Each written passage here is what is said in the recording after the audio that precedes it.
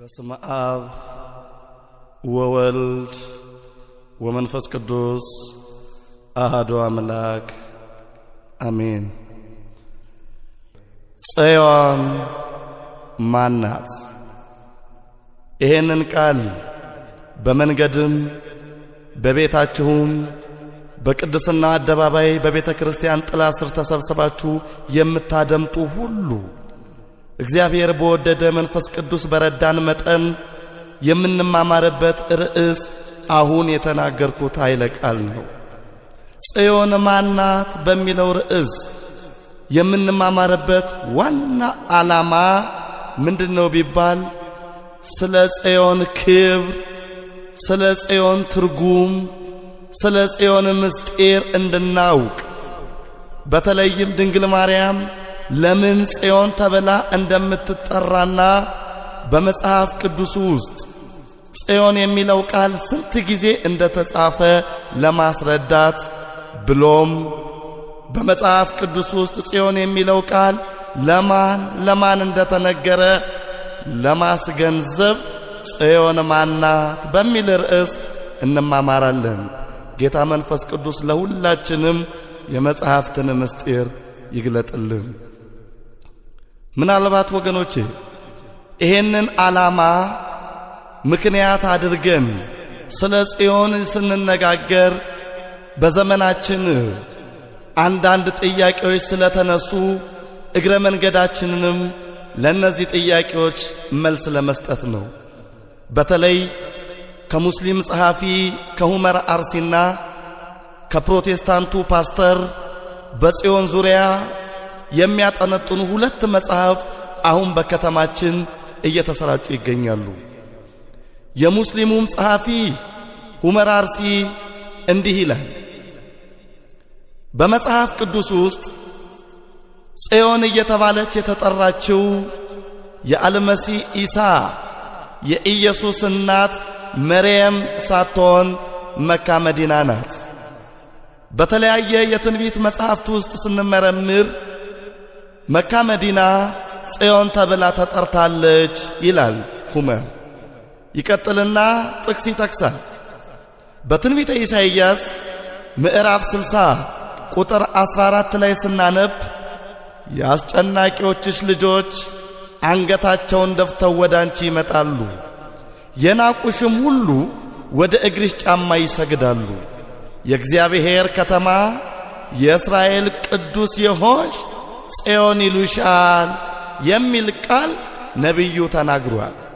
ይሄ ቃል ለመካ መዲና የተነገረ እንጂ ኦርቶዶክሳውያን እንደሚያስቡት ለማርያም የተነገረ ቃል አይደለም ብሎ የሙስሊሙ ጸሐፊ በአራት ነጥብ ይዘጋል።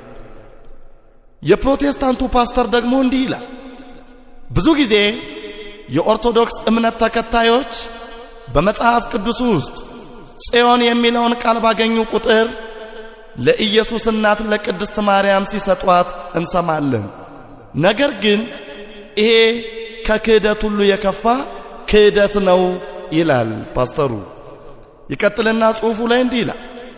ድንግል ማርያም ጽዮን ተብላ መጠራት አለባት የሚሉ ከሆነ የሚከተሉትን ጥያቄዎች እንዲመልሱልን እንጠይቃለን ይላል። ጥያቄው እንዲህ ነው የሚለው። አንደኛ፣ ኦርቶዶክሳውያን ድንግል ማርያም ጽዮን ተብላ መጠራት አለባት ካላችሁ በትንቢተ ሚክያስ ምዕራፍ 3 ቁጥር 12 ላይ ጽዮን እንደ እርሻ ትታረሳለች፣ ኢየሩሳሌምም የድንጋይ ክምር ትሆናለች ይላል። ድንግል ማርያም ጽዮን ናት የምትሉ ከሆነ እንደ እርሻ ትታረሳለች ይላልና ምን ልትሉ ነው ይላል። ሁለተኛ፣ ድንግል ማርያም ጽዮን ናት ብላችሁ በአራት ነጥብ የምትደመድሙ ከሆነ በመዝሙር 101 ቁጥር 13 ላይ አቤቱ ተነስ ጽዮንን ይቅር በላት የምህረቷ ዘመን ደርሷልና ማራት ይላል። ስለዚህም ጽዮንን ይቅር በላት ተብሏልና ማርያም ኃጢአት፣ የውርስ እርግማን፣ የአዳምና የሔዋን የዘር መርገም ማርያምም ነክቷታል እያላችሁ አይደለምን ይላል ፓስተሩ። በሶስተኛ ደረጃ ላይ ኦርቶዶክሳውያን ወዮላችሁ ነው የሚለው። ምን አድርገን ይሆን? ምን ሰርተን ይሆን? ፓስተሩ ኦርቶዶክሳውያን ወዮላችሁ ማርያም ጽዮን ተብላ መጠራት አለባት ካላችሁ በትንቢተ ኢሳይያስ ምዕራፍ 3 ቁጥር 16 ላይ ጌታ እግዚአብሔር የጽዮን ቆነጃጅትን አናት በቦአ ይመታል ይላል። የጽዮን ቆነጃጅት ማለት የማርያም ወዳጆች የማርያም ልጆች ማለት ነው። ጌታ በመዓትና በቁጣ እንደሚቀስፋችሁ ኦርቶዶክሳውያን እያመናችሁ አይደለምን ብሎ በጥያቄ ምልክት ውስጥ ያስቀምጣል። እንግዲህ ይህንን ቃል የምታደምጡ ሁላችሁ አሁን ልብ በሉ። ጽዮን ማናት በሚለው ርዕስ መማማር ያስፈልገው ለነዚህና መሰል ጥያቄዎች ኦርቶዶክሳዊ ምላሽ ለመስጠት ነው። በመጽሐፍ ቅዱስ ውስጥ ከ150 ጊዜ በላይ ጽዮን ጽዮን የሚል ቃል ተጽፎ እናገኛለን። ከብሉይ ኪዳን እስከ አዲስ ኪዳን መደምደሚያ ጽዮን የሚለውን ቃል ብንቆጥር ከ150 በላይ ጥቅሶች ተጽፎ ይገኛሉ። ግን ይሄ ሁሉ ጽዮን የሚለው ቃል ሙሉ ለሙሉ ድንግል ማርያምን አይወክልም። ስለ 4 ነገሮች ነው ጽዮን የሚለው ቃል በመጽሐፍ ቅዱስ ውስጥ የተጻፈው። አንደኛ ከ76 ጊዜ በላይ በመጽሐፍ ቅዱስ ውስጥ ጽዮን ተብላ የተጠራችው ማነች ቢባል የዳዊት ከተማ ነች። ንጉሥ ዳዊት ቤተ መንግሥቱን የመሰረተባት ከተማ፣ ሰራዊቱን ያሰፈረባት ከተማ። ንጉሥ ዳዊት ከሳኦል ቀጥሎ ሕዝበ እስራኤልን ለመምራት የሕዝብ መሪ ሆኖ ሲሾም የነገሰባት የንግስናው መንደር ጽዮን ተብላ በመጽሐፍ ቅዱስ ውስጥ ተጠርታለች። ሁለተኛ ሳሙኤል ምዕራፍ 5 ቁጥር 6 ላይ ስናነብ እንዲህ ይላል፣ ንጉሥ ዳዊት አምባይቱ ጽዮንን ያዘ፣ እርሷም የዳዊት ከተማ ነች ይላል። በቃ ለመጀመሪያ ጊዜ ጽዮን የሚለው ስም የተሰጠው ለኢየሱስ እናት ለማርያም ሳይሆን ለከተማ ነው። ከተሞች የየራሳቸው ስም አላቸው። ቅፍርናሆም፣ ኢየሩሳሌም፣ ሰማርያ፣ ይሁዳ እየተባሉ ከተሞች እንደተሰየሙ ሁሉ ጽዮን ተብላ የተጠራች ከተማ አለች በእስራኤል አገር። ይህ ስም ለመጀመሪያ ጊዜ ለከተማ እንጂ ለድንግል ማርያም አልተሰጣትም። ለእመቤታችን ማን ሰጣት? መቼ ተሰጣት? ለምን ተሰጣት? የሚለውን 4ኛው ላይ ስንመጣ በስፋት የምናየው ነው። ለመጀመሪያ ጊዜ ግን የከተማ ስም ሆኖ ከ76 ጊዜ በላይ ለከተማይቱ ጽዮን የሚል ስያሜ ሲጠራበት እናያለን።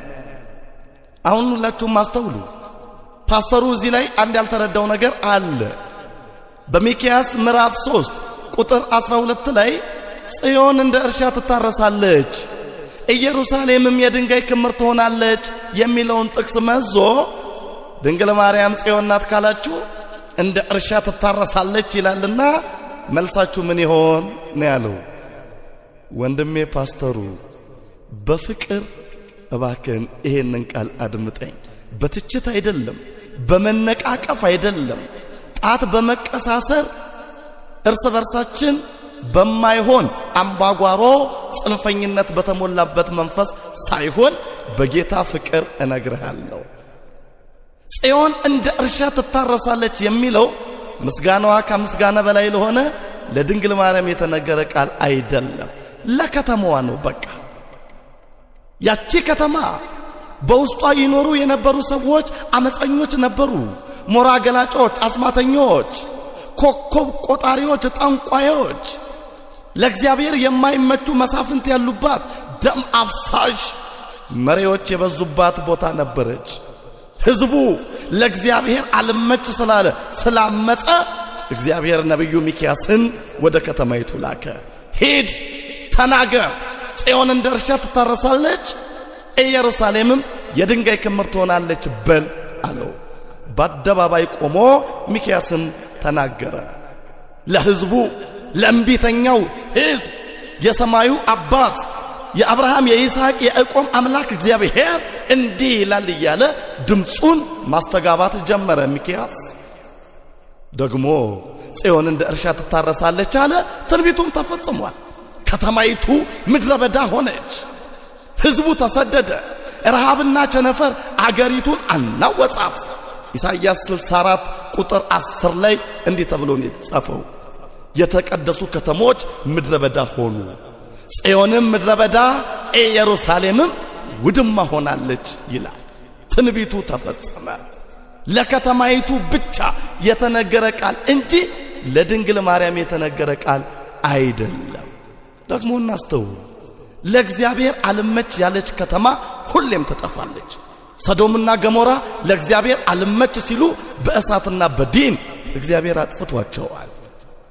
ኢትዮጵያውያን ወገኖቼ ለእግዚአብሔር እንመች። ዛሬም እኛም ብንሆን ጠንቋይ ቤት የምንሄድ፣ ሞራ ገላጭ ጋር ደጅ የምንጠና፣ ባላውሊያ ባለከራማ ባለውቃቢ ቤት ጥቁር በግ እየነዳን ዙርባ ጫት ተሸክመን ሰንደል እያጨስን እምንካድም ደጅ የምንጠና ሰዎች ንስሐ እንግባ። ፊታችንን ወደ መቅደሱ አይኖቻችንንም ወደ ሰማይ አባታችን እናንሳ። አለበለዛ እግዚአብሔር አዲስ አበባን፣ ባህር ዳር፣ ድሬዳዋ፣ ሐረር ሳይል ምናልባት አመፀኞችና በደለኞች የበዙባትን ከተማ ሊያርስብን ይችላል በመዓትና በቁጣ። መድኃኔዓለም ግን ከመዓትና ከቁጣው በትር ሁላችንን ይጠብቃል። ታዲያ ለዚህ ነው ጽዮን እንደ እርሻ ትታረሳለች ያለው ከተማይቱን ነው፣ ሕዝቡ አመፀኛ ስለነበር። ለከተማይቱ የተነገረውን ቃል ግን ፓስተር ወስዶ ጽዮን እንደ እርሻ ትታረሳለች የሚለውን ለእመቤታችን ጠቅሶታል። ስህተት ነው። ይሄን ልናውቅ ልንረዳ ይገባናል። ሁለተኛ ጽዮን እየተባለች በመጽሐፍ ቅዱስ ውስጥ ከ42 ጊዜ በላይ የተጠራችው ሰባተኛይቱ ሰማይ ጽርሐ አርያም ነች። የጌታ የክብሩ ዙፋን የተዘረጋባት፣ እግዚአብሔር በመላእክት አንደበት ቅዱስ እየተባለ የሚመሰገንባት ሰባተኛይቱ ሰማይ በመጽሐፍት ውስጥ ጽዮን እየተባለች ትጠራለች። ለምሳሌ ያህል በመዝሙርም 49 ቁጥር 2 ላይ ስናነብ እንዲህ ይላል፣ ወእም ጽዮን ስነ ስባቲሁ እግዚአብሔር ሰገሃደ ይመጽእ። ከክብሩ ውበት ከጽዮን እግዚአብሔር ግልጽ ሆኖ ይመጣል። አምላካችን ይመጣል፣ ዝም አይልም፣ እሳት በፊቱ ይነዳል ይላል። ልብ በሉ ሁላችሁ፣ ከጽዮን እግዚአብሔር ግልጽ ሆኖ ይመጣል። እግዚአብሔር ወልድ ኢየሱስ በግርማ መለኮት በክበበ ትስብእት ሰማይን በመብረቅ እያረሰ ምድርን እንደ ብራና እየጠቀለለ ጌታ ኢየሱስ ከጽዮን ግልጽ ሆኖ ይመጣል። ወአምላክነ ኢያረምም እሳት ይነድድ ቅድሜሁ። አምላካችን ዝም አይልም፣ እሳት በፊቱ ይነዳል። እሳት የተባለው ፍርድ ነው። እናንተ ርጉማን ከኔ ወግዱ የሚል የሚበላ እሳት፣ እናንተ የአባቴ ብሩካን ወደ እኔኑ የሚል የሕይወት እሳት በፊቱ ይነዳል። ታዲያ ክርስቶስ እግዚአብሔር ወልድ ለፍርድ የሚመጣው ከጽዮን ብሎ ተናግሯል። ልበ አምላክ ቅዱስ ዳዊት ጽዮን ያላት ጽርሐ አርያምን ነው። ተጨማሪ ጥቅስ ብንመለከት በዮሐንስ ራእይ ምዕራፍ 14 ቁጥር 1 ላይ እንዲህ ይላል፣ አየው እነሆ በጉ በጽዮን ተራራ ቆሞ ነበረ ይላል። አስተውሉ። አቡ ቀለምሲስ ታዎሎጎስ ወልደ ነጎድጓድ ፍቁረ እግዚ የመስቀሉ ስር ድንቅ ሐዋርያ ዮሐንስ አየሁ አለ። በቃ ሰማይ ተከፍቶለት ያልታየ ምስጢር ተገልጦለት በጉ በጽዮን ተራራ ቆሞ ነበር አለ። በግ ያለው ኢየሱስን ነው። ነዋ በግዑ ለእግዚአብሔር ዘይሃትት ኃጢአተ ዓለም፣ የዓለምን ኃጢአት የሚያስወግድ የእግዚአብሔር በግ የተባለው እሱ ኢየሱስ ክርስቶስ ነው። ዮሐንስ 1:29 ላይ በጉ ኢየሱስ በአብ ሕሪና በዘባነ ኪሩብ በአባቱ ቀኝ በክብር ዙፋን ዮሐንስ ተመለከተው ልክ እንደ እስጢፋኖስ። ስለዚህም በጉ በጽዮን ተራራ ቆሞ ነበር አለ። ጽዮን ያለው ጽርሐ አርያምን ቅድስቲቱን ከተማ የእግዚአብሔርን ሀገር ጽዮን፣ በጉ ያለው ደግሞ ኢየሱስን ነው። ኢየሱስን በግ አለው። ለምን እንደሆነ ታውቃላችሁ? በግ ያለው በግ ጥቅሙ ሁለት ነው። ቆሞም ይጠቅማል፣ ሞቶም ይጠቅማል። በግ ቆሞ ጸጉሩ ተሸልቶ ለሰዎች ሙቀት ይሰጣል፣ ብርድ ልብስ። ቆሞ ጸጉሩ ተሸልቶ ሌሎቹን ያስውባል፣ ሱፍ ሆኖ። ሞቶም በመረቆ የተሰበሩትን ይጠግናል፣ በስጋው የተራቡ ሰዎችን ያጠግባል። በግ ኢየሱስ በግ ተባለ። አዎ ቆሞ ኢየሱስ ክርስቶስ እሱ ራቁቱን ሆኖ ለዓለም የጸጋ ልብስ ነበር ያለበሰው። በዕለተ ዓርብ እሱ እየተተፋበት የሾህ አክሊል ደፍቶ የክብር ዘውድ ነበር ለአዳም ልጆች ሁሉ የደፋው። እሱ እየተዋረደ ዓለምን አከበረ። መራራ ሐሞት እየጠጣ ጣፋጭ ደሙን ለዓለም ሰጠ። ወደ ጨለማ መቃብር እየወረደ የብርሃንን ገነት ለዓለም አሳየ። በጉ ኢየሱስ፣ በጉ ኢየሱስ ቆሞም በትምህርቱ ዓለምን ጠቀመ። ሕሙማነ ሥጋን በተአምራት ሕሙማነ ነፍስን በትምህርት ቆሞ ኢየሱስ ዓለምን ፈወሰ። ሙቀት ሆነን ውበት ሆነን ኢየሱስ፣ ሞቶም ሕይወት ሆነን ኢየሱስ።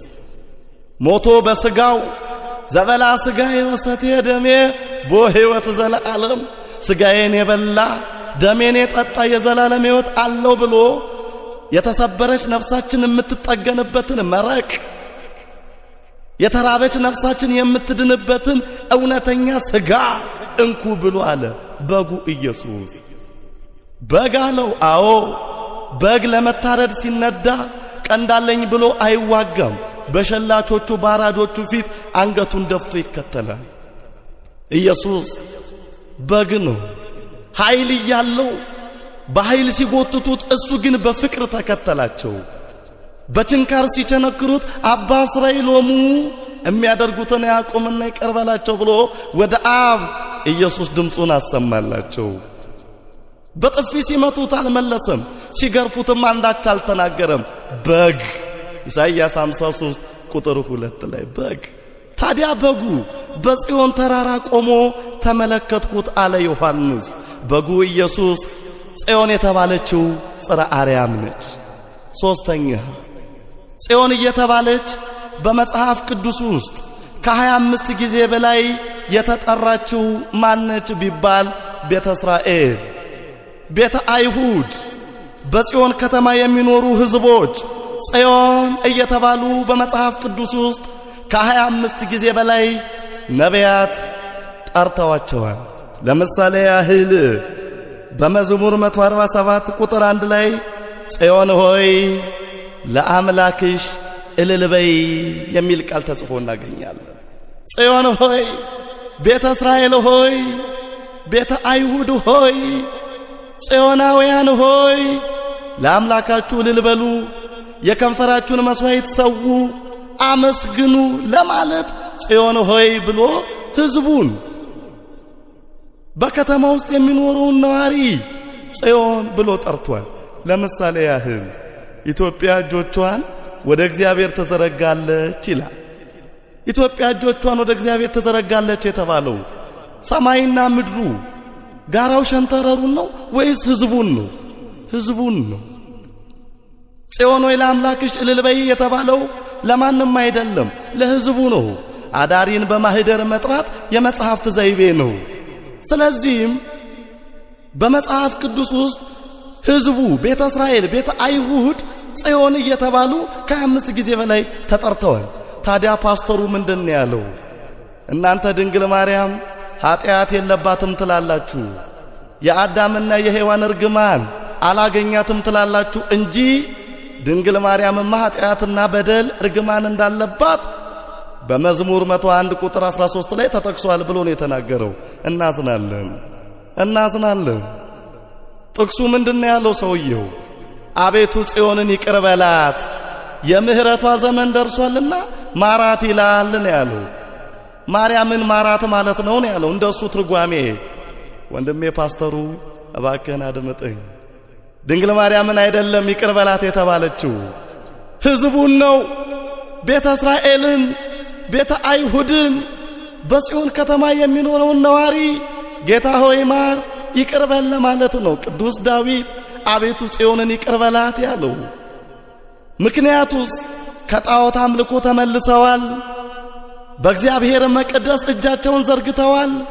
ከጣዖት አምልኮ ፈቀቅ ብለዋልና የምህረቷ ዘመን ደርሷልና ጽዮንን ማራት አለ። አሁን አንድ ሰው ኢትዮጵያን ይቅር በላት ቢል ማንን ነው? ሕዝቡን ነው እኮ። አቤቱ ጽዮንን ይቅር በላት የሚለውም እዚህ ላይ ለማን የተነገረው ቢባል ለሕዝቡ ነው። ሕዝቡን ማር፣ ኪዳንህን አስብ፣ ይቅር በላቸው ለማለት የተጠቀመው ቃል ነው። እባካችሁ ፕሮቴስታንት ወንድሞቻችን ማርያም ኃጢአት አለባት ብላችሁ ለአንዲት ደቂቃ እንኳን በህሊናችሁ እንዳታስቡ። በፍቅር አንድ ቋንቋ ነግራችኋለሁ። እመቤታችን ኃጢአት እንደሌለባት ገብርኤልን ጠይቁት። እባካችሁ ኤልሳቤጥን አድምጧት። ኢሳይያስ ምን ብለህ ነበረ ብላችሁ ጠይቁት። እባካችሁን ልባችሁንና ጆሮአችሁን ለመጻሕፍት ስጡና ስለ ድንግል ክብር እስቲ ተረዱ። ምንድን ያላት ገብርኤል ሲያበስራት? ተፈሥሒ ፍሥሕት ኦ ምልዕተ ጸጋ ቡርክት አንቲ እምአንስት፣ ጸጋን የተመላሽ ወይ ደስ ይበልሽ፣ ከሴቶች ሁሉ ተለይተሽ አንቺ የተባረክሽ ነሽ ነው ያላት። ሉቃስ 1 ከቁጥር 28 ጀምሮ ስናነብ የተባረክሽ ነሽ አላት። ምን ማለት ነው የተባረክሽ? እችን ቃል ልብ በሉ። መርገመ ሥጋ መርገመ ነፍስ የሌለብሽ ሲላት ነው። ኃጢአትና በደል ነውር የማታውቂ ሲላት ነው። ይሄን ቃል በሕይወታ ሳራ ሰምተው አታቅም። ቅድስቲቱ ኤልሳቤጥ ሰምተው አታቅም። ቡርክት የሚለውን ቃል ዲቦራና አስቴር፣ ራሄልና ሌያ በሕይወታቸው ሰምተውት አያቁም። ለምን? ሁሉም መርገመ ሥጋ መርገመ ነፍስ አለባቸው። ኃጢአትና ነውር በሰውነታቸው ተገኝቷል። ድንግል ማርያም ግን እንኳን የውርስ ኃጢአት የአዳምና የሔዋን እርግማን ሊነካት የግል ኃጢአት እንኳን ድንግል ማርያም አታውቅም። ለዚህ ነው ቅዱስ ኤፍሬም ይእቲ ተአቢም ኪሩቤል ወትፈደፍድም ሱራፌል እስመ ኮነት ታቦተ ለአሐዱ ዘእምቅድስት ሥላሴ። ይህች ከኪሩቤል ትበልጣለች፣ ከሱራፌልም ይልቅ ትልቃለች፣ ከሦስቱ አካላት ለአንዱ ማደሪያ ሆናለችና ነው ያለው። ሱራፌል ኪሩቤል በጀርባቸው የእግዚአብሔርን ዙፋን ይሸከማሉ። እሷ ግን በማህፀኗ አካላዊ ቃል ኢየሱስን 9 ወር ከ5 ቀን አስተናገደች። ንጽሕት ስለሆነች ንጹሕ ባህሪ ጌታ በማህፀኗ አደረ። ለዚህ ነው ኢሳይያስ የሰራዊት ጌታ እግዚአብሔር ዘርን ባያስቀርልን ኖሮ እንደ ሰዶም በሆን ገሞራንም በመሰልን ነበር ያለው ኢሳይያስ 1:9 ላይ። ንጽሕት ዘር፣ እርግማን ያላገኛት ዘር፣ የውርስ ኃጢአት ያልነካት ዘር ድንግል ማርያም ነች። ዘር ባያስቀርልን ኖሮ ያለው ለጊዜው ከባቢሎን የተረፉ ሕዝቦች ባይቀሩልን ኖሮ ዘር ሆነው እስራኤላውያን የሚባሉ ከዓለም ታሪክ በጠፉ ነበር ለማለት ነው። ለጊዜው ዘር ባያስቀርልን ኖሮ እንደ ሰዶም በሆን ገሞራምን በመሰል ነበር ያለው። ምስጢሩ ደግሞ ዘር የተባሉት አበይተ ነቢያት አልፈው ደቂቅ ነቢያትን እግዚአብሔር ባያስቀርልን ኖሮ የሚመክረን የሚያስተምረን መምህራትን በጠፋን ነበረ። ግን ዘር ነቢያትን አስቀረልን ማለት ነው። ወርቁ ግን መደምደሚያው ግን ዘር ባያስቀርልን ኖሮ እንደ ሰዶም በሆን ነበር የተባለው ንጽሕት ዘር ቅድስተ ቅዱሳን ንጽሕተ ንጹሐን ድንግል ማርያም ነች። ለድህነታችን ምክንያት የሆነችው የውርስ ኃጢአት ያልነካት ለተዋህዶ ሰውነቷን ጌታ የመረጠው የሐናና የኢያቄም ፍሬ ወላዲተ አምላክን ንጽሕት አድርጎ ባያስቀርልን ኖሮ እንደ ሰዶምና እንደ ገሞራ የሲኦል እሳት በበላን ነበር ብሎ በምስጢር ስለ ድንግል ማርያም ነው የተናገረው። ጽዮንን ይቅር በላት የተባለው ለኢየሱስ እናት ለድንግል ማርያም አይደለም። ኧረ እሷ ንጽሕት ነች፣ ኧረ እሷ ቅድስት ነች። አራሱ አንድ አይነት እርግማን በደል በሰውነቷ የለም ይቅር በላት የምትባል አይደለችም። ምን ሰርታ ምን አድርጋ እንዴ? ኃጢአትና ነውር እንዳልተገኘባት እኮ ኤልሳቤጥ መስክራላታለች። የጌታዬ እናት ወደኔ ትመጪ ዘንድ እንዴት ይሆናል? አንቺ ከሴቶች ሁሉ ተለይተሽ የተባረክሽ ነሽ። ሉቃስ 1:38 ላይ ከሴቶች ሁሉ ተለይተሽ በዓለም ካሉ ሴቶች ቅዱሳት ከሚባሉ ሴቶች ከሁሉ የተለየሽ ቅድስት ንጽሕት ስትላት የተለየሽ ቡርክት ነሽ ብላታለች። ስለዚህ ፓስተሩ ወንድሜ እባክህን ስማኝ፣ ጽዮንን ይቅር በላት የምህረቷ ዘመን ደርሷልና ማራት የተባለው ለሕዝቡ ነው፣ ለቤተ እስራኤል ለቤተ አይሁድ። ደግሞ ይባስ ብሎ እናንተ ኦርቶዶክሳውያን ወዮላችሁ ነው ያለው። ለምን? ጌታ የጽዮን ቆነጃጅትን አናት በቦአ ይመታል። የጽዮን ቆነጃጃት የተባላችሁት እናንተ የማርያም ወዳጆች ኦርቶዶክሳውያን ናችሁ ነው ያለው። ማሞ ሌላ መታወቂያው ሌላ አሉ። ኢሳይያስ የተናገረው ስለሌላ፣ ወንድሜ ፓስተሩ የሚተረጉመው ደግሞ ለኛ ለኦርቶዶክሳውያን አይደለም። ወንድሜ እናስተውል። ጌታ የጽዮን ቆነጃጅትን አናት ይመታል የተባለው በወቅቱ ለነበሩ በጽዮን ከተማ ይኖሩ ለነበሩ ለሕዝቡ ለሴቶቹ ነው። ይልቁንም ለምን ቢባል ኃጢአታቸውን መጽሐፍ ቅዱስ እንዲህ ሲል ገልጾታል። በኢሳይያስ ምዕራፍ 3 ቁጥር 16 ጀምሮ ስናነብ የጽዮን ቆነጃጅት ኮርተዋል፣ አንገታቸውን እያሰገጉ በዓይናቸውም እያጣቀሱ ፈንጠር እያሉ በእግራቸው እያቃጨሉ ይሄዳሉ። ስለዚህ ጌታ የጽዮን ቆነጃጅትን አናት በቦአ ይመታል፣ አፍረተ ሥጋቸውንም ይገልጣል ይላል። የጽዮን ቆነጃጅት የተባሉት ቤተ እስራኤል ናቸው። በዝሙት ረከሱ፣ እግዚአብሔርን አሳዘኑ፣ ተዳሩ፣ ነውረኞች ሆኑ። ስለዚህም የጽዮን ቆነጃጅትን አናት እግዚአብሔር በቦአ ይመታል የተባለው ለሕዝቡ ነው እንጂ ለማርያም ወዳጆች ለኦርቶዶክሳውያን የተነገረ ቃል አይደለም። አራተኛውና የመጨረሻው በመጽሐፍ ቅዱስ ውስጥ ጽዮን እየተባለች የተጠራችው ማነች ቢባል ምስጋናዋ ከምስጋና በላይ የሆነ መልዕልተ ፍጡራን መትዕተ ፈጣሪ የጌታ የኢየሱስ ክርስቶስ እናት ድንግል ማርያም ናት። ድንግል ማርያምን ነቢያት ጽዮን እያሉ ነው ትንቢት የተናገሩላት። በተለያየ የምስጢር ቋንቋ ስለ እመቤታችን ሲናገሩ ጽዮን ጽዮን እያሉ ነው መንፈስ ቅዱስ ባመለከታቸው መጠን እመቤታችንን የጠሯት። ድንግል ማርያምን ጽዮን እንዳሏት ደግሞ መረጃችን ምንድነው ቢባል ኢሳይያስ 59 ቁጥር 20 መመልከት ነው። እንዲህ ይላል፣ መድኃኒት ከጽዮን ይወጣል፣ ከያዕቆብም ኃጢአትን ያስወግዳል ይላል። ልብ በሉ፣ መድኃኒት ከጽዮን ይወጣል። ጽዮን የተባለችው ማነች ነው? መድኃኒትስ የተባለው ማነው ነው? እናስተውል። መድኃኒት ከጽዮን ይወጣል አለ ኢሳይያስ። መድኃኒት የተባለው የዓለምን ኃጢአት በደሙ ያጠበው ኃጢአትና ነውራችንን በመስቀል ላይ ጠርቆ ከመንገድ ያስወገደው መድኃኔ ዓለም ኢየሱስ ክርስቶስ ነው። መድኃኒት ሉቃስ 2:10 ላይ እንዲህ ይላል፣ እነሆ በዳዊት ከተማ መድኃኒት ተወልዶላችኋል ይላል። ኢየሱስ መድኃኒት ከተባለ መድኃኒት ከጽዮን ይወጣል ነውና የሚለው መድኃኒቱ የተገኘባት መድኃኒቱን የወለደች መድኃኒቱን ያስገኘች ድንግል ማርያም ደግሞ ጽዮን ተብላ ትጠራለች። ይህንን ደግሞ እኛ አይደለንም ያልነው ቅዱስ ጳውሎስ ሮሜ 11 ቁጥር 26 ላይ መድኃኒት ከጽዮን ይወጣል ከያዕቆብም ኃጢአትን ያስወግዳል ተብሎ ስለ ጌታ ተነግሯል ብሎ ቅዱስ ጳውሎስ ተነግሯል። ኢየሱስ መድኃኒት ከተባለ መድኃኒቱ የወጣባት ድንግል ማርያም ደግሞ ያለ ጥርጥር ጽዮን ተብላ ትጠራለች። ሌላው በመዝሙር 86 ቁጥር 5 ላይ እንዲህ የሚል ኃይለ ቃል ተጽፎ እናገኛለን።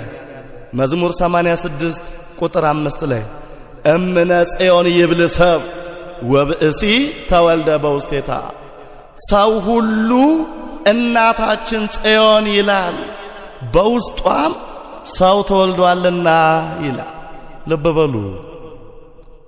ሰው ሁሉ ነገደ ሴም፣ ነገደ ካም፣ ነገደ ያፌት የአዳም ልጅ በሙሉ እናታችን ጽዮን ይላል። ለምን? በውስጧ ሰው ተወልዷልና።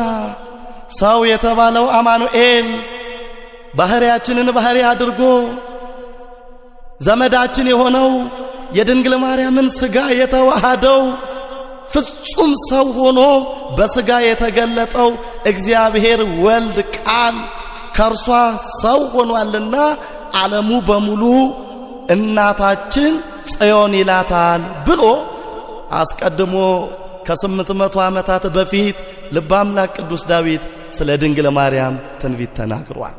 እናስተውል፣ ልብ እንበል። ድንግል ማርያም ለምን ጽዮን ተባለች ወደሚለው እስቲ እንምጣ። ካልጠፋ ከተማ ቅፍርናሆም ለምን አላሏትም? ሰማርያ ለምን አልተባለችም? በይሁዳ ካሉ ከተሞች በአንዲቱ ለምን ተመስላ አልተጠራችም? ድንግል ማርያም ጽዮን የተባለችበት ምክንያት አለ። እንደ እንግዳ ደራሽ እንደ ውሃ ፈሳሽ ዝም ብሎ የተሰጠ ስያሜ አይደለም። እመቤታችንን ነቢያት ናቸው ጽዮን እያሉ የጠሯት፣ መንፈስ ቅዱስ እያመለከታቸው። ለምን ጽዮን አሏት ቢባል ስለ ሁለት ነገር። አንደኛ ድንግል ማርያም ጽዮን የተባለችበት ምስጢር ያቺ ጽዮን የተባለች ከተማ የታቦት ማደሪያ ነበረች። ታቦት በጽዮን ከተማ ያድር ነበር።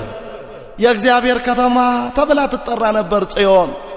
ረድኤተ እግዚአብሔር ሁሌ ይጠብቃት ነበር። መንፈስ እግዚአብሔር ሁሌ ይወርድባት ነበር። ያቺ ጽዮን የእግዚአብሔር ከተማ። ለምሳሌ ያህል በሁለተኛ ዜና ምዕራፍ 5 ቁጥር 2 ላይ ንጉሥ ሰለሞን የእግዚአብሔርን የቃል ኪዳን ታቦት ከዳዊት ከተማ ከጽዮን ያመጡ ዘንድ የእስራኤል ሽማግሌዎችን ሰበሰበ ይላል። ልብ በሉ። ታቦቱ የሚያድረው ለታቦቱ ማደሪያ ድንኳን ተተክሎ የነበረው በጽዮን ከተማ ነው። ስለዚህም ድንግል ማርያም ጽዮን የሚለው ስም ተሰጣት። ለምን? ታቦተ መንፈስ ቅዱስ ነቻ። የመንፈስ ቅዱስ ማደሪያ፣ የቃል ማደሪያ፣ የእግዚአብሔር ከተማ ነቻ። በዛችኛዋ ጽዮን እግዚአብሔር በረድኤት ያድርባት ነበር። በአማናዊቷ ጽዮን በድንግል ማርያም ደግሞ እግዚአብሔር ወልድ በአካል አድሮባታልና ድንግል ማርያም የእግዚአብሔር ከተማ ሆናለች። ስለዚህ ጽዮን በሚለው ስያሜ ተጠራች። ሁለተኛ ድንግል ማርያም ጽዮን የተባለችው ለምንድነው ቢባል ከስሙ ትርጓሜ በመነሳት ጽዮን ማለት አምባ፣ መጠጊያ፣ መሸሸጊያ ማለት ነው። ለምን ቢባል ያቺ ጽዮን የተባለች ከተማ ንጉሥ ዳዊት በተለይ መሸሸጊያ ከተማው ነበረች። የማምለጫ ከተማው ነበረች። ጠላት ሲመጣበት አምባ የሚያደርገው በጽዮን ከተማ ነበር። ስለዚህም ያቺ ጽዮን የተባለች ከተማ ከፍልስጤማውያን ጦር፣ ከሞዓባውያንና ከአሞናውያን ፍላጻ እስራኤላውያን የሚከለሉባት ቦታ ስለነበረች ጽዮን ማለት አምባ፣ መሸሸጊያ፣ መጠጊያ የሚል ትርጉም ተሰጥቷታል። ድንግል ማርያምም ጽዮን ተባለች። ለምን ቢባል ጸወነ ሥጋ ጸወነ ነፍስ ጸወነ ጻርቃን ወአጣን ስለሆነች የነፍስም የሥጋ መጠጊያ የአጣንና የጻርቃን መማፀኛ መሸሸጊያ ስለሆነች በእርግጥ ጽዮን የሚለው ስም ለኢየሱስ እናት ይስማማታልና ነቢያት ድንግል ማርያምን ጽዮን እያሉ ጠርተዋታል። ለዚህ ነው መድኃኒት ከጽዮን ይወጣል ከያዕቆብም ኃጢአትን ያስወግዳል ብሎ ነቢዩ ኢሳይያስ ስለ ድንግል ማርያም ትንቢት የተናገረው። አንድ ነገር ደግሞ እናስተውል እባካችሁ፣ ልብ እንበል። ድንግል ማርያምን ጽዮን እያሉ ነቢያት ሲናገሩ ለጊዜው ለከተማዋ የሚነገርበት አለ፣ ፍጻሜው ደግሞ ለእመቤታችን። ለምሳሌ ያህል አሁን በጠቀስነው ጥቅስ ላይ መድኃኒት ከጽዮን ይወጣል ከያዕቆብም ኃጢአትን ያስወግዳል የተባለው ለጊዜው መድኃኒት የተባለው ዘሩባቤል ነው። ጽዮን የተባለችው ከተማይቱ ናት። ምስጢሩ ግን ፍጻሜው ግን መድኃኒት የተባለው ኢየሱስ፣ ጽዮን የተባለችው ድንግል ማርያም ናት። ዘሩባቤል መድኃኒት ተብሎ ተጠራ። ለምን ቢባል በጽዮን ከተማ ሲነግስ ከያዕቆብ ኃጢአትን አስወግደዋል። የጣዖትን አምልኮ አጥፍቷል። የጣዖትን መሠዊያ ሰነጣጥቋል። አጸዶቹንም ነቃቅሏል። ከያዕቆብ ኃጢአትን ያስወግዳል የተባለው ዘሩባቤል ነው። እግዚአብሔር ብቻ እንዲመለክ አዋጅ አሳውጇልና። ፍጻሜው ግን መድኃኒት የተባለው ኢየሱስ ነው። ኃጢአትና በደላችንን በደሙ ያጠበ፣ እርግማናችንን በመስቀል ጠርቆ ከመንገድ ያስወገደ በእውነት የዓለሙ መድኃኒት ኢየሱስ መድኃኒት ተባለ። ጽዮን ደግሞ ድንግል ማርያም ነች። በመዝሙር 86 ቁጥር 5 ላይም ሰው ሁሉ እናታችን ጽዮን ይላል በውስጧም ሰው ተወልዷልና የተባለው ሰው የተባለው ለጊዜው ንጉሥ ዳዊት ነው። እናታችን ጽዮን ትባላለች የተባለችውም ለጊዜው ከተማይቱ ነች። ለምን ቢባል ንጉሥ ዳዊት በከተማዋ ሲነግዝ እውነተኛ ሰው ሆኖ ተገኘ። ፍርድ አይጓደል፣ ደሃ ይበደል የሚል እውነተኛ ሰው፣ ፍርድን በትክክል የሚፈርድ እውነተኛ ንጉሥ ሆኖ ተገኘ። ስለዚህም ሕዝቡ ጽዮንን እናታችን ብሎ መጥራት ጀመረ። እውነተኛ ሰው ዳዊት በውስጧ ስለተገኘ። ዳዊት ለዚህ ነው ልጁ ሰለሞንን ልጄ ሆይ ሰው ሁን ያለው። እሱ ሰው ሆኖ እሱ ታምኖ ለሕዝብ ታመን ሲል ሰው ሁን የሚል ቃል ተናግሯል። ስለዚህም ሰው ሁሉ እናታችን ጽዮን ይላል የሚለው ለጊዜው ለዳዊትና ለከተማዋ ነው። ፍጻሜው ግን ወርቁ ግን መደምደሚያው ግን ጽዮን የተባለችው ወላዲተ አምላክ፣ ሰው የተባለው አማኑኤል ነው። ደግሞ ሁላችንም አንድ ነገር እንረዳ። መጻሕፍት ሲጻፉ፣ ነቢያት ትንቢት ሲናገሩ ለጊዜው የሚናገሩለት ነገር አለ። ፍጻሜው ደግሞ ለጌታ የሚሆንበት ጊዜ አለ። ለምሳሌ ያህል በትንቢተ ሚልክያስ ምዕራፍ 5 ቁጥር 2 ላይ አንቺ ቤተልሔም የኤፍራታ ክፍል የምትሆኚ ወገኖቼ እስራኤልን የሚጠብቅ ንጉሥ መስፍን ካንቺ ይወጣል የሚል ቃል ሚልክያስ ተናግሯል። አሁን መስፍን ካንቺ ይወጣል ተብሎ የተነገረው ለማን ነው ቢባል ለጊዜው ለዘሩባቤል ነው። ፍጻሜው ግን ለጌታ ነው። ለዚህ ደግሞ መረጃችን የማቴዎስ ወንጌል ምዕራፍ 2ን መመልከት ነው። በነቢዩ በሚክያስ አንደበት እንዲህ ተብሎ ተጽፎ ነበር ይላል። መስፍን ካንቺ ይወጣል። መስፍን የተባለው ኢየሱስ ነው የሚለው። ለጊዜው ግን ለሌላ ንጉሥ የተነገረ ነበር። ፍጻሜው ለጌታ ሆኗል። ስለዚህም በመጽሐፍቱ ውስጥ ጽዮን እየተባለ የሚነገረው ለጊዜው ለከተማዋ ቢሆንም ለእመቤታችን የሚሆንበት አለ። በመዝሙር 131 ቁጥር 13 ላይ እንዲህ ይላል፣ እስመ ሐረያ እግዚአብሔር ለጽዮን፣ እግዚአብሔር ጽዮንን መርጧታል፣ ማደሪያውም ትሆን ዘንድ ወዷል። እንዲህ ብሎ ይህች ለዘላለም ማረፊያዬ ናት፣ መርጫታለሁ፣ በእርሷም አድራለሁ አለ ይላል። ልብ በሉ፣ እግዚአብሔር ጽዮንን መርጧታል የሚለው ለማንም አይደለም፣ ለድንግል ማርያም ነው። ለዘላለም ማደሪያዬ ትሆን ዘንድ ወድጃታለሁ አለ። በትክክል ድንግል ማርያም ለዘላለም ማደሪያ ሆና ተመርጣለች።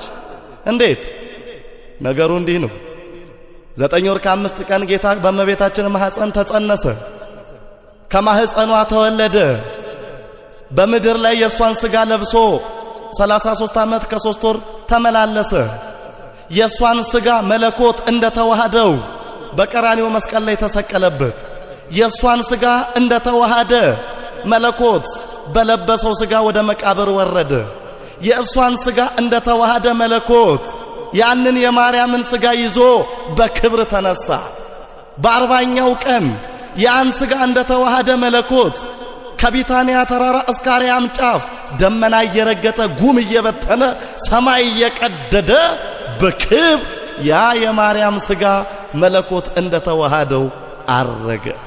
ለዘላለም ማይደረ መለኮት እየተባለ ይጠራል። ያ ሥጋ የማርያም ሥጋ ለዘላለም ማደሪያዬ ትሆን ዘንድ ወድጃታለሁ ያለው ይህ ነው። ቃል ተዋሃደው ያንን ሥጋ ማይደረ መለኮት ሆነ።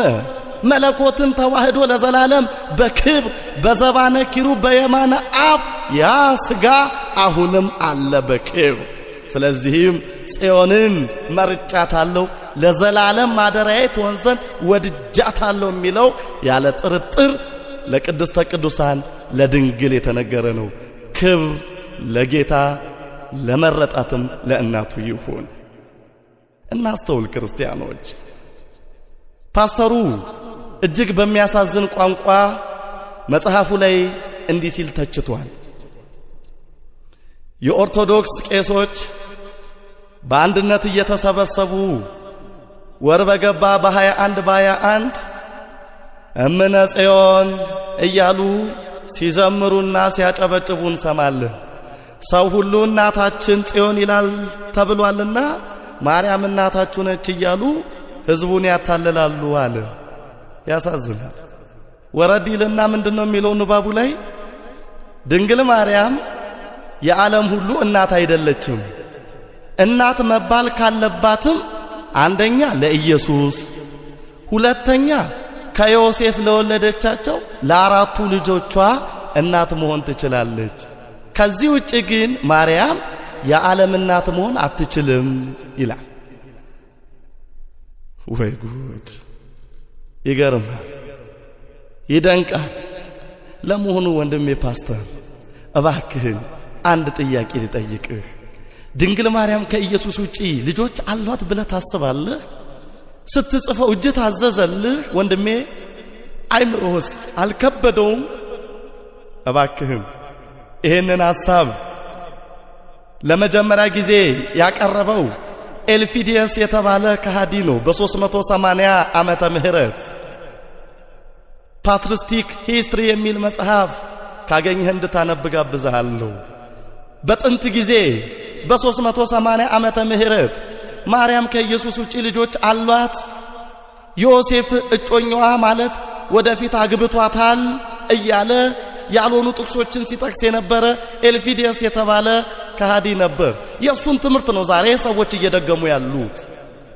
ምንድነው ያለው በመጽሐፉ ላይ? ይሄ ጸሐፊ ፓስተሩ ድንግል ማርያም ለኢየሱስና ለአራቱ ልጆቿ እናት መሆን ትችላለች ካለ በኋላ ምን ይላል? ኦርቶዶክሳውያን ግን ድንግል ማርያም እናታችን ነች የሚሉበት የዮሐንስ ወንጌል ምዕራፍ 19 ቁጥር 26 ጥቅስ ነው ይላል። በዮሐንስ 19 ላይ ኢየሱስ ለዮሐንስ እናት ትሁን ብሎ ማርያምን ሰጠው ይልና ዮሐንስም ድንግል ማርያምን እናት አድርጎ ወሰዳት። በእርግጥ ዮሐንስ ለማርያም ልጅ ሆኖ ተሰጥቷል፣ እሷም እናቱ። ግን የጸጋ እናት ልትሆነው ትችላለች። እናትነቷ ግን ለዮሐንስ ብቻ የሚሆን እንጂ በዮሐንስ አስታኮ እናቴ ነች ማለት አይቻልም ይላል። ይገርማል። እስቲ ወንድሜ አንድ ጥያቄ ልጠይቅህ። እስቲ የፕሮቴስታንት እምነት ተከታዮች አንድ ነገር እባካችሁን በፍቅር ልጠይቃችሁ። ለመጀመሪያ ጊዜ እግዚአብሔር 10ቱ ትእዛዛትን የሰጠው ለማን ነው? ለሙሴ በሲና ተራራ በጽላት ላይ ጽፎ አትስረቅ፣ አትግደል፣ አታመንዝር የሚለውን ሕግ ለመጀመሪያ ጊዜ የሰጠው ለሙሴ ነው። ሙሴ 10ቱ ትእዛዛትን ስለተቀበለ ሕግ አድርጎ መጠበቅ ያለበት እሱ ብቻ ነው ወይስ ዓለሙ በሙሉ? ዓለሙ በሙሉ። ለምን? ሙሴ ኤጀንሲ ኦፍ ዘ ወርልድ ነው፣ የዓለም ወኪል ነው። ለጊዜው ሕዝበ እስራኤልን ወክሎ ሕግ ተረከበ። ለጊዜው ሕዝቡ ተተዳደረበት። ፍጻሜው ግን ያ ሕግ ለዓለም መተዳደሪያ ነው። ዛሬ ካናዳ ብንሄድ፣ አሜሪካ፣ ኡጋንዳ ብንሄድ፣ ኢትዮጵያ 10ቱ ትእዛዛት እግዚአብሔርን የሚያከብር ሰው ሁሉ ሕግ ብሎ ይዟቸዋል። ለጊዜው የተረከበው ግን ሙሴ ብቻ ነው። ወደ ቀራንዮ እንምጣ። ቀራንዮ ተራራ ላይ ድንግል ማርያምን እናት አድርጎ ለጊዜው የተረከበው ዮሐንስ ብቻ ነው። አዎ እሱ የዓለም ወኪል ነው። እንደ ሙሴ ዓለምን ወክሎ ድንግል ማርያምን ከኢየሱስ እጅ ተረከበ። እናትነቷ ግን ለዮሐንስ ብቻ አይደለም። እናት አድርጎ ለተቀበላት ሁሉ ዛሬም ድንግል ማርያም በእውነት የጸጋ እናት ነች። ለዚህ ነው እምነ ጽዮን ይብል ሰብ፣ ሰው ሁሉ እናታችን ጽዮን ይላል የተባለው። ደግሞ እኛ ኦርቶዶክሳውያን ድንግል ማርያምን እናታችን ያልናት ያለ ምክንያት አይደለም። የእናትነት ባህሪ በማርያም ውስጥ ስላየን ነው። እናት ታውቃላችሁ አይደለም? እናት እሷ እየተራበች ጡቷን ጨምቃ ለልጇ ታጠባለች። እናት አንጀቷን እያሰረች ለልጇ ህብስት እንጀራ ጋግራ ልጄ ብላልኝ ትላለች። እናት ድንግል ማርያም እናት ሆና ተገኝታለች። ዓለም በሙሉ በነፍስ ረሃብ ተይዞ ሳለ የሕይወትን ህብስት በማህፀኗ ጋግራ በማህፀኗ ሌማት ውስጥ ደብቃ እንኩ ብሉ ብላ የሕይወት ህብስት ኢየሱስን ሰጠችን። እናት ነች። ዓለም በሙሉ በነፍስ ጥም ተይዞ ሳለ ከንጹህ ምንጭ ከማህፀኗ የጠለለውን የሕይወት ውሃ ኢየሱስን ቀርታ እንኩ ጠጡ ብላ ለዓለም ሁሉ ሰጠች። እናት ነች። ኦ ማርያም በእንተ ዝና ፈቅረኪ ወነአብየኪ እስመ ወለድኪ ለነ መብልዐ ጽድቅ ዘበአማን ወስተ ሕይወት ዘበአማን። ሕርያቆስ ማርያም ሆይ ስለዚህ እንወድሻለን፣ እናፈቅርሻለን። እውነተኛውን የሕይወት ህብስት ወልደሽልናል፣ እውነተኛውን የሕይወት መጠጥ ሰጥተሽናልና አለ። እናት ስለሆነች ዛሬም እባካችሁ ድንግል ማርያምን ውደዱ። እናታችሁ ነች። እስቲ ጠይቁ፣ የእናትነት ፍቅሯን ካጣጣሙ ሰዎች ጠይቁ። እናት ስለሆነች አይደለም እንዴ ደማቸው ፖዚቲቭ ሆኖ ጻርቃኔ ማርያም ድንግል ማርያምን ተማጽነው ተጠምቀው ከቫይረሱ ነፃ የሆኑ እናቴ ድረሽልኝ ስላሏት አይደለም? እስቲ እንጦጦ ማርያም እንሂድ፣ እስቲ ጸበልተኞቹን እንጠይቅ። ድንግል ማርያምን ተማጽነው ከካንሰር አልተፈወሱም? ድንግል ማርያምን ተማጽነው ልጅ ያጡ የልጅ እናቶች አልሆኑም? ድንግል ማርያምን ተማጽነው በተለያየ የኑሮ እንቆቅልሽ ፈተና ውስጥ የነበሩ ሰዎች መከራቸው አልተፈታም? እናቴ ብሎ ተማጽኗት ማን ነው አንገቱን ደፍቶ የተመለሰ? ማን ነው እንቆቅልሹ ያልተፈታ? ማን ነው በእናትነት ፍቅሯ ሕይወቱ ያልረካ? እችን እናት የሰጠን ጌታ ስሙ ይባረክ፣ አሜን። ለዚህ ነው እምነ ጽዮን ሰው ሁሉ እናታችን ጽዮን የሚላት ድንግል ማርያምን። ፓስተሩ ግን እናት መባል ካለባትም ለአራቱ ልጆቿ ነው አለ። ለመሆኑ ድንግል ማርያም መቼ ነው ከጌታ ውጭ 4 ልጆች የወለደችው? ኧረ እናስተውል እንዴ! ኤልቪዲያስ የተባለው ከሃዲ በ380 ዓመተ ምህረት ላይ ዛሬ ፓስተሩ እንደሚናገረው ነበር ይናገር የነበረው። ምን እንዳለ ታውቃላችሁ? ኤልቪዲያስ እንዲህ ነው ያለው በማቴዎስ ወንጌል ምዕራፍ 1 ቁጥር 18 እስከ 25 ስናጠፍ ዮሴፍ የማርያም እጮኛ ተብሎ ተጽፏል። እጮኛ ማለት ደግሞ ባልም ይሆን ነው። ስለዚህ ከዮሴፍ ድንግል ማርያም ልጆችን ወልዳለች አለ። ፓስተሩም ዛሬ ዮሴፍንና እመቤታችንን ባለትዳሮች አድርጎ ነው የጻፈው ጽሑፍ መጽሐፉ ላይ። እንደውም ፓስተሩ ምን ይላል? ዮሴፍ ከማርያም ልጆች ለመውለዱ መረጃችን ማቴዎስ 1:25 ላይ ነው ይላል። እንዲህ ይላል ንባቡ የበኩር ልጇን እስክትወልድ ድረስ ዮሴፍ አላወቃትም ይላል። ልብ በሉ የበኩር ልጇ የተባለው ኢየሱስ ነው። ኢየሱስን እስክትወልድ ድረስ አላወቃትም ካለ በኋላ ከወለደች በኋላ ተገናኝቷታል አውቋታል ማለት ነው ብሎ የራሱን መላምት ይጽፋል ጸሐፊው። ግን አንድ ነገር እናስተውል። ዮሴፍ የእመቤታችን እጮኛ ተብሎ በእርግጥ ተጠርቷል። ግን እጮኛ የተባለው ወደፊት ለትዳር የታጨላት ይመስላችኋል? ሊያገባት ከሷ ልጆች ሊወልድ አይደለም።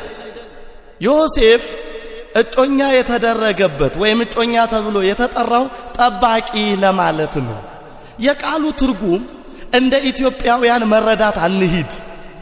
ምናልባት በእኛ በኢትዮጵያውያን እጮኛ የሚለው ቃል ሁሉ ጊዜ ለትዳር ነው የምናስበው።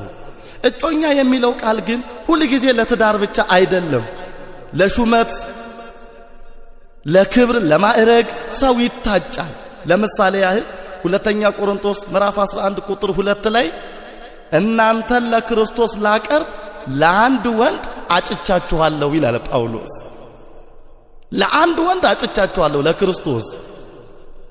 ምን ማለት ነው? ክርስቶስ እኛን ሊያገባን በሰው ሰውኛው እንደምናስበው ባለትዳሮች ሊያደርገን ነው? አጭቻችኋለሁ ለክርስቶስ ያለው ጳውሎስ አይደለም። ለክብሩ ለመንግስቱ አጭቻችኋለሁ። እሱን አምልካችሁ እሱን ወዳችሁ በመስቀሉ ጥላ ስር ቆይታችሁ ኋላም የጌታን ክብር እንድትመለከቱ ለርስቱ ለመንግስቱ እንድትበቁ በወንጌል አጭቻችኋለሁ ነው ምስጢሩ። ዮሴፍም ለእመቤታችን ታጨ ሲባል ለትዳር አይደለም። ዮሴፍ ለእመቤታችን የታጨው ለአራት ነገር ነው። አንደኛ የሥጋ ዘመዷ ስለሆነ በልዩ እንክብካቤና ፍቅር እንዲጠብቃት ነው ዮሴፍ የታጨው።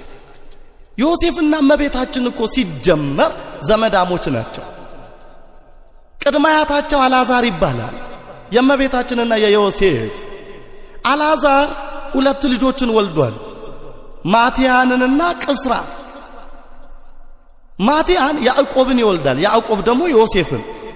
ቅስራ ደግሞ የተባለው ኢያቄምን ይወልዳል፣ ኢያቄም ደግሞ ድንግል ማርያምን ይወልዳል። ዮሴፍና ድንግል ማርያም ቅድማያታቸው አንድ አልዓዛር ነው።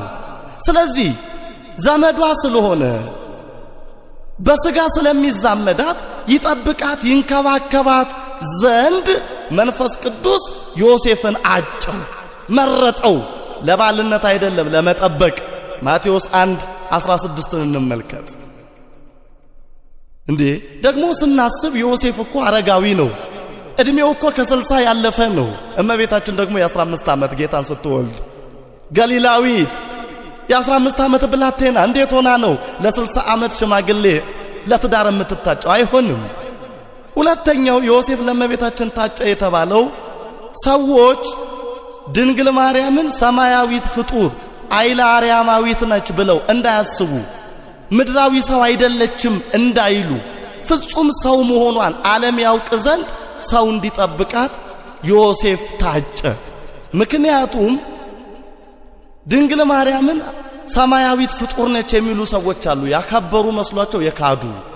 ድንግል ማርያም ሰማያዊት ፍጡር ነች ካሉ ኢየሱስ ክርስቶስ ከሷ ሥጋና ደም አልነሳም ማለት ነው። ምክንያቱም ኢየሱስ ክርስቶስ ከሰማይ ሥጋና ደም ይዞ አልመጣም። ሥጋና ደም የነሳው ከድንግል ማርያም ነው።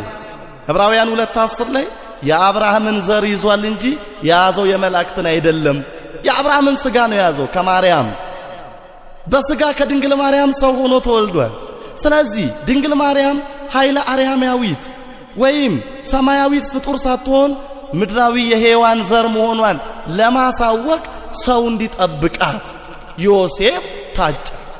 ሦስተኛው ዮሴፍ የታጨበት ምክንያት ለምንድን ነው ቢባል እመቤታችን በስደቷ ሰዓት እንዲንከባከባት፣ እንዲረዳት፣ እንዲያገለግላት ነው። ለዚህ ነው ሕፃኑና እናቱን ይዘ ወደ ግብፅ ሽሽ ተብሎ ለዮሴፍ የተነገረው በማቴዎስ 2:13 ላይ። ዮሴፍ ነው ከእመቤታችን ጋር ከ3 ዓመት በላይ በግብፅ በረሃ አብሯት ሲጓዝ አቅጣጫውን ሲጠቁማት የነበረው። እሷማ በቤተ መቅደስ ነው ያደገችው። የግብፅን መንገድ መቼ ታውቀዋለች? ዮሴፍ እንዲጠቁማት፣ እንዲራዳት፣ በስደቷ ጊዜ ከጎኗ እንዲሆን ታጨ፣ ተመረጠ። ለባልነት አይደለም። አራተኛው ዮሴፍ ለእመቤታችን የታጨው እመቤታችንን ከውግረት ለማዳን ነው። ምክንያቱም አይሁድ በሕጋቸው አንዲት ሴት ወንድ አጠገቧ ሳይኖር ጸንሳ ቢያገኟት አመነዘረች ብለው በድንጋይ ይወግራሉ በሕጋቸው። ዘዳግም 22 ቁጥር 24 እና ዘውልቅ 5 ቁጥር 19 ስናነብ ድንግል ማርያም አመንዝራለች ብለው እንዲሁ በድፍን ስሜት እንዳይወግሯት ዮሴፍ ከሷ ጋር አብሮ እንዲቆይ፣ አብሮ እንዲጠብቃት፣ ከውግረት እንዲያድናት ሥላሴ ዮሴፍን አጭተውታል። ለባልነት አይደለም። ለዚህ ነው የእመቤታችን ፍቅር የበዛለት ቅዱሱ አባት ሕርያቆስ በቅዳሴው ላይ ኦ ድንግል አኮ ለዮሴፍ ዘተፍህርኪ ለተቃርቦ አላ ከመይቀብኪ ንጹሃ እስመ ከማሁ ኮነ። ድንግል ሆይ ለዮሴፍ የታጨሽው ለመገናኘት አይደለም፣ ንጹሕ ሆኖ ሊጠብቅሽ ነው እንጂ ብሏል። ታዲያ የበኩር ልጇን እስክትወልድ ድረስ ዮሴፍ አላወቃትም የሚለውን ጥቅስ የፕሮቴስታንት ቤተክርስቲያን ትይዝና ዮሴፍ ጌታን ከወለደች በኋላ አውቋታል፣ ምክንያቱም የታጨው ለባልነት ነው የሚል የተሳሳተ ትምህርት ያስተምራሉ። ፈጽሞ ስህተት ነው። የበኩር ልጇን እስክትወልድ ድረስ አላወቃትም የሚለው ቃል እኮ ሁለት ትርጉም ነው ያለው። አላወቃትም የሚለው ቃል ብቻ አንደኛ የበኩር ልጇ ኢየሱስን እስክትወልድ ድረስ የአምላክ እናት መሆኗን ክብሯን አላወቀም ማለት ነው። እመ አምላክ እመ ፈጣሪ እመ እግዚአብሔር መሆኗን አላወቀም። ለምን? መልአኩ ዮሴፍ ከሷ የሚወለደው በመንፈስ ቅዱስ ነውና ማርያምን ጠብቃት ብቻ ነው የተባለው። አምላክን ትወልዳለች አልተባለም። ስለዚህ ማንነቷን ጌታን እስክትወልድ ድረስ አላወቃትም። ጌታን ስትወልድ ግን አራት ነገሮችን ተመልክቶ ክብሯን አውቋል። አንደኛ ቅዳሴ መላእክት፣ ስብሐት ለእግዚአብሔር በሰማያት ወሰላም በምድር ስምረቱ ለሰብ። ይህን ድንቅ ምስጋና ሰዎች መላእክት ሲያመሰግኑ አይቶ ዮሴፍ አሃ ለካ ይሄ የተወለደው ተራ ሕፃን አይደለም፣ መላእክት ያመሰገኑት አምላክ ቢሆን ነው ብሎ ኢየሱስን አምላክ እሷን ደግሞ እመ አምላክ መሆኗን አወቀ። ሁለተኛ ሰብአ ሰገል መጥተው ለጌታ ሲሰግዱ ዮሴፍ አየ። አምላክ ነህ ሲሉ ዕጣን፣ ንጉሥ ነህ ሲሉ ወርቅ፣ ፍቅር ነህ ሲሉ ከርቤ ለጌታ ሲገብሩ ዮሴፍ አየ። ለካ ይሄ የተወለደ ሕፃን ተራ አይደለም፣ ነገስታት የሰገዱለት የነገስታት ንጉሥ ቢሆን ነው ብሎ ድንግል ማርያም የንጉሥ እናት ኢየሱስም የነገስታት ንጉሥ አምላክ መሆኑን የበኩር ልጇን ስትወልድ አወቀ። ሶስተኛ ዮሴፍ ታላቅ ነገር ተመለከተ። ደማቅ ኮከብ ከሰማይ ዝቅ ከምድር ከፍ ብሎ በቤተልሔም ዋሻ ፊት ለፊት ሲቆም አየ። ዮሴፍ አሃ አለ። ኢያሱ በገባዖን ፀሐይን እንዳቆመ ኢየሱስ በቤተልሔም ኮከብ ገና በሕፃንነቱ አቁሟል። ስለዚህም ይሄ ኮከብ የተገዛለት የጌቶች ጌታ ቢሆን ነው ብሎ ኢየሱስ ጌታ ፈጣሪ፣ ድንግል ማርያም እመ ፈጣሪ የጌታ እናት መሆኗን አወቀ።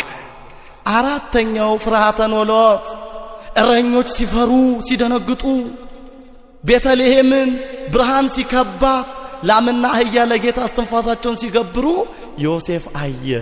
አሃ ለካ የተወለደው ሰውና መላእክት ብቻ ሳይሆን እንስሳ ሳይቀር ትንፋሻቸውን የገበሩለት ፈጣሪያቸው ቢሆን ነው ብሎ ኢየሱስ ፈጣሪ የተወለደው ሕፃኑን የወለደችው ድንግል ማርያም ደግሞ እመ ፈጣሪ መሆኗን አወቀ። የበኩር ልጇን ኢየሱስን እስክትወልድ አላወቃትም የተባለው የመጀመሪያው ትርጉም ይሄ ነው። ማንነቷን ክብሯን አልተረዳም ነው። ሁለተኛ የበኩር ልጇን እስክትወልድ አላወቀም ማለት በፈቃደ ሥጋ በሩካቤ ሥጋ አላወቃትም አልተገናኛትም ማለት ነው። ማወቅ የሚለው መገናኘት ነው በፈቃደ ሥጋ። ለምሳሌ አዳም ሚስቱ ሔዋንን አወቀ ቃየልንም ወለደች ይላል ዘፍጥረት 4 ቁጥር 1 ላይ። ሕልቃና ሚስቱ ሐናን አወቀ ሳሙኤልንም ወለደች ይላል አንደኛ ሳሙኤል ምዕራፍ 2 ቁጥር 19 ላይ። ማወቅ የሚለው መገናኘት ነው። ታዲያ የበኩር ልጇን እስክትወልድ አላወቃትም የሚለው ከወለደች በኋላ አውቋታል ማለት አይደለም። ይሄ እስከ ፍጻሜ የሌለው እስከ ነው። ገደብ የሌለው እስከ ነው። ዘላለማዊ እስከ ነው። በመጽሐፍ ቅዱስ ውስጥ እንዲህ አይነት እስከዎች እናያለን። የበኩር ልጇን እስክትወልድ አላወቃትም ማለት ከወለደችም በኋላ ለዘላለሙ አላወቃትም ነው። ለምሳሌ ያህል በሁለተኛ ሳሙኤል ምዕራፍ 6 ቁጥር 23 ላይ ሜልኮል እስክትሞት ድረስ አልወለደችም ይላል። ሜልኮል የዳዊት ሚስት ነች። ዳዊት በታቦተ ጽዮን ፊት ሲዘምር አይታው ናቀችው። ከምናምንቴዎች ጋር እንዴት ትዘላለ ብላ አንጓጠጠችው። ለታቦት ክብር በመስጠቱ ነቀፈችው። ስለዚህም እግዚአብሔር እስክትሞት ድረስ እንዳትወልድ ማህፀኗን ዘጋ ይላል። ታዲያ ለዚህ ነው ሜልኮል እስክትሞት ድረስ አልወለደችም። እስቲ አስተውሉ። እስክትሞት ድረስ አልወለደችም ማለት ከሞተች በኋላ ወልዳለች ማለት ነው አይደለም። ሰው ከሞተ በኋላ መቃብር ውስጥ አይወልድም። እስክትሞት አልወለደችም ማለት ከሞተችም በኋላ እስከ መጨረሻው ለዘላለም ሳትወልድ ቀረች ለማለት ነው። ድንግል ማርያምንም የበኩር ልጇን እስክትወልድ አላወቃትም ማለት ከወለደች በኋላ አውቋታል ማለት አይደለም። እስከ ዘላለሙ አላወቃትም ነው። ተጨማሪ ጥቅስ ነው ማቴዎስ 28 ቁጥር 20 ላይ ኢየሱስ ለደቀ መዛሙርቱ እንዲህ አላቸው፣ ዓለምን ዞራችሁ አስተምሩ፣ በአብ በወልድ በመንፈስ ቅዱስም አጥምቁ ካለ በኋላ እኔ እስከ ዓለም ፍጻሜ ድረስ ከናንተ ጋር ነኝ አለ ይላል። እስከ ዓለም ፍጻሜ ድረስ ከናንተ ጋር ነኝ ማለቱ ዓለም ካለፈ በኋላ ለያችኋለሁ ማለት ነው? እበትናችኋለሁ ነው አይደለም። እስከ መጨረሻው እስከ ወዲያኛው አብሬያችኋለሁ ነው እንዴ። እስከ ወዲያኛው አብሯቸው ባይኖርማ ኖሮ ኢየሱስ ክርስቶስ ዮሐንስ 14:2 ላይ እኔ ባለሁበት ደግሞ እናንተም እንድትሆኑ ሁለተኛ እመጣለሁ አይልም ነበር? ለዘላለም አብረን ከጌታ ጋር ነው የምንከብረው የምንነግሰው። ስለዚህ እስከ ዓለም ፍጻሜ ድረስ ከናንተ ጋር ነኝ ማለቱ ሰማይና ምድር እስኪያልፍ ካለፈም በኋላ ለማለት ነው። እመቤታችንንም ዮሴፍ የበኩር ልጇን እስክትወልድ አላወቃትም የሚለው ከወለደች በኋላ አውቋታል ለማለት አይደለም። ለዘላለም forever አላወቃትም ለማለት ነው። ይሄን ልናስተውል ይገባል። ደግሞ እመቤታችን ከዮሴፍ ልጆች አሏት የምንለው እንዴ ድንግል ማርያም ያለችውን አልሰማንም እንዴ? ምንድን ያለችው? ገብርኤል ሲያበስራት ወንድ ልጅ ትወልጃለሽ ስሙን ኢየሱስ ትይዋለሽ ሲላት እኮ ወንድ ስለማላውቅ ይህ እንዴት ይሆናል ያለችው በሉቃስ ወንጌል ምዕራፍ 1 ላይ ስናነብ ወንድ ስለማላውቅ ነው እንጂ ሳላውቅ አይደለም ያለችው። ሳላውቅ ብትል ኖሮ ሐላፊ ጊዜ ነው ፓስት ቴንስ ወደፊት ልታውቅ ትችላለች ይባል ነበር። ድንግል ግን ያለችው ወንድ ስለማላውቅ ቁርጥሊና ትንቢታዊ ቋንቋ ፊውቸር ቴንስ ነው የተናገረችው።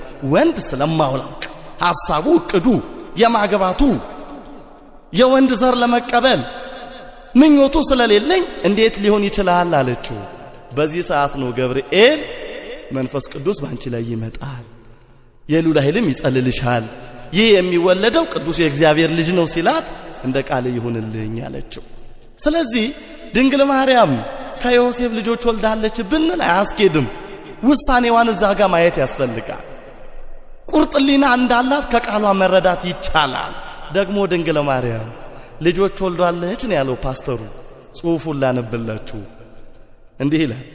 ድንግል ማርያም ከዮሴፍ የወለደቻቸው 4 ልጆች ያዕቆብና ይሁዳ፣ ስምዖንና ዮሳ ይባላሉ። እነዚህ ልጆች የጌታ ወንድሞች ተብለው በመጽሐፍ ቅዱስ ውስጥ በተደጋጋሚ ተጠርተዋል ይላል። አስተውሉ ክርስቲያኖች፣ ይሄንን ቃል ለመጀመሪያ ጊዜ የተናገሩት ፈሪሳውያን ናቸው። የጌታ ጠላቶች ኢየሱስ ክርስቶስን ሲቃወሙ ሲነቅፉ የነበሩ ጸሐፍት ፈሪሳውያን እንዲህ አሉት። በአንድ ወቅት ላይ ማቴዎስ 13:53 ላይ ይሄንን ሁሉ ጥበብና ተአምር ከየት አገኘ አሉት። አናቀውም እንዴ? ይሄ የጠራቢው ዮሴፍ ልጅ አይደለምን? እናቱስ ማርያም ትባል የለምን? ወንድሞቹ ሳሉ ፈሪሳውያን ያዕቆብና ይሁዳ፣ ስምዖንና ዮሳ አይደሉ? እህቶቹስ በእኛ ዘንድ የሚገኙ አይደሉምን አሉ። ተሰናከሉበት የሚል ልብ በሉ። ተሰናከሉበት ኢየሱስን እንደ ሩቅ ብእሲ የዮሴፍ ልጅ በማለታቸው ድንግል ማርያምንም ከዮሴፍ ልጆች እንደወለደች አድርገው በማሰባቸው ተሰናከሉ ተብሎ ፈሪሳውያን ተነግሮባቸዋል። ዛሬም ድንግል ማርያም ከዮሴፍ ልጆች ወልዳለች፣ እነዚህ ልጆች የጌታ የሥጋ ወንድሞቹ ናቸው የምትለው ፕሮቴስታንት ቤተክርስቲያን እየተሰናከለች ነው። ጌታ በፍቅሩ ሁላቸውን እንዲጠራቸው የሁል ጊዜ ጸሎታችን ነው። ተሰናከሉ ተባላ፣ ተሳሳቱ፣ ካዱ፣ ጌታን በመካከላቸው ድንቅ ሳያደርግ አልፏቸው ሄደ ነው የሚለው። ስለዚህም ድንግል ማርያም ልጆች አሏት የሚለው ቋንቋ የፈሪሳውያን የአይሁድ የተሰናከሉ ሰዎች ቋንቋ እንጂ መንፈስ ቅዱስ የገለጠለት የአማኝ ሰው ቋንቋ አይደለም። ኤልቪዲየስ ያ ከሃዲ ነው ይሄን ቃል በ380 ለመጀመሪያ ጊዜ ተናገረው። ጄሮም ግን አውግዞታል፣ መልስ ሰጥቶታል። ዛሬም ወንድሜ ፓስተሩ እባክህን ትምህርቱ የተሳሳተ ነው፣ ወደ እውነት እንድትመጣ መንፈስ ቅዱስ ይርዳ። የጌታ ወንድሞች የተባሉት ግን ለምንድነው ቢባል አብረውት ስላደጉ የዮሴፍ ልጆች ናቸው እኮ እነዚህ ልጆች። ከሟቹም ውስጥ የወለዳቸው አብረው ከጌታ ጋር ስላደጉ አንድ ቤት ውስጥ ስለኖሩ ግን ወንድሞቹ ተብለዋል። ማርያም በስጋ ስለወለደቻቸው አይደለም። ደግሞ በመጽሐፍ ቅዱስ ውስጥ አንድ ቤት ውስጥ አብሮ የሚኖር ሰው ወንድም ይባባላል። ዘፍጥረት 13 ቁጥር 8 ነን። አብርሃም ሎጥን እኛ ወንድማማቾች ነን፣ በእኔና በአንተ በረኞችና በረኞች መካከል ለምን ጸብ ይነሳል አለው። አብርሃምና ሎጥ የሥጋ ወንድሞች አይደሉም፣ ግን አንድ ቤት ውስጥ ስለኖሩ ወንድሜ አለው። ኢየሱስም ከነዚህ 4 ልጆች ጋር አብሮ ስላደገ ወንድሞቹ ተባሉ፣ ግን በሥጋ ማርያም ስለወለደቻቸው አይደለም። በመጽሐፍ ቅዱስ ውስጥ የሚገርማችሁ የአገር ልጆች ራሱ ወንድም ይባላሉ። ለምሳሌ ያህል ዘጸአት 2 ቁጥር 11 ላይ ሙሴ ጎበዝ በሆነ ጊዜ ወደ ወንድሞቹ ወጣ ይላል። ወደ ወንድሞቹ፣ ወደ ወገኖቹ፣ ወደ ሕዝበ እስራኤል ከፈርዖን ቤት እምቢ ብሎ ከሕዝቡ ጋር መከራን ለመቀበል ወጣ ይላል። ወንድሞቹ ተባሉ፣ ወገኖቹ። ኢየሱስም 4ቱ ወገኖቹ ናቸው በሥጋ አብረው ታድገዋል። ስለዚህ ወንድሞቹ ተባሉ። ደግሞ በመጽሐፍ ቅዱስ ውስጥ የሚዋደዱ ጓደኛሞች ወንድም ይባባላሉ። ለምሳሌ ያህል 2 ሳሙኤል ምዕራፍ 1 ቁጥር 26 ላይ ዳዊት ዮናታን ሲሞት እንዲህ ብሎ አለቀሰ። ወንድሜ ዮናታን ሆይ እኔ ስላንተ እጨነቃለሁ፣ በእኔ ዘንድ ውድህ እጅግ የተለየ ነበር አለ ይላል። ዮናታን የሳኦል ልጅ ነው እንጂ የእሴይ አይደለም። ዳዊት የእሴይ ልጅ ነው። ግን ወንድሜ አለው። ለምን? ይዋደዱ፣ ይፋቀሩ፣ እጅግ ይከባበሩ ነበር። ኢየሱስም የነዛ 4 ልጆች ወንድም ተባለ፣ እነሱም ወንድሞቹ ተባሉ። ለምን? ተዋደው ነው ያደጉት። ተፋቅረው ነው፣ ተናክሰው አይደለም። ተቧጭረው ተፈነካክተው አይደለም። በአንድ ቤት ውስጥ የኖሩት ከልጆቹ ጋር ተከባብረው ተዋደው ስለነበር ወንድሞቹ እየተባሉ በመጽሐፍ ቅዱስ ውስጥ በተደጋጋሚ ተጠርተዋል። ስለዚህ ድንግል ማርያም ከዮሴፍ ሌሎች ልጆች ወልዳለች የሚለው የተሳሳተ የክህደት ትምህርት ነው። እግዚአብሔር ከዚህ አይነት አስተምሮ ይጠብቀን። እንግዲህ የእግዚአብሔር ልጆች ሁላችሁ በቀጣዩ በክፍል 2 ካሴት ላይ ስለ እመቤታችን አማላጅነት በስፋት መጽሐፍ ቅዱስን መሰረት አድርገን በተለያየ ክህደት ውስጥ ላሉ ወገኖቻችን መልስ ስለምንሰጥ እግዚአብሔር ለዛች ቀን ሁላችንን በሰላምና በጤና ያደርሰን። የጌታ ቸርነት የድንግል አማላጅነት ከሁላችን ጋር ለዘላለም ጸንቶ ይኖር። አሜን። ወስብሐት ለእግዚአብሔር።